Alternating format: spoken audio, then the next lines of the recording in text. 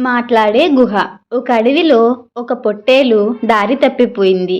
చీకటి పడుతుండడంతో ఎక్కడైనా తలదాచుకొని ఉదయాన్నే దారి వెతకవచ్చు అని నిర్ణయించుకుంది. అక్కడికి దూరంలోనే ఒక గుహ కనిపించింది. ఆ రాత్రి ఆ గుహలోనే పడుకుంది. ఉదయాన్నే అడవి నుంచి బయటకు వెళ్ళి దారి కోసం ప్రయత్నించింది. కానీ దారి కనిపించలేదు. నిరాశతో ఆ గుహలోకే వెళ్ళి నిద్రపోయింది. మళ్ళీ మరుసటి రోజు ఉదయాన్నే బయలుదేరింది. ఈ విషయం గమనించిన ఒక పులి, పొట్టేలు ఎలాగో రాత్రి ఇక్కడికే వస్తుంది కదా, అప్పుడు దాన్ని తినవచ్చు, అనవసరంగా వేటాడటం ఎందుకు అనుకొని ఆ గుహలోకి వెళ్ళి దాక్కుంది. ఆ రోజు మధ్యాహ్నానికి పొట్టేలు నీరసపడి గుహలోకి వెళ్ళి విశ్రాంతి తీసుకుందామని వెనక్కి వచ్చేసింది.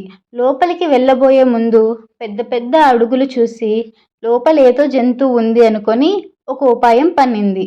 ఓ గుహమిత్రమా, నిద్రపోతున్నావా? ఏంటి నన్ను చూసి లోపలికి ఆహ్వానించలేదు అని అరిచింది.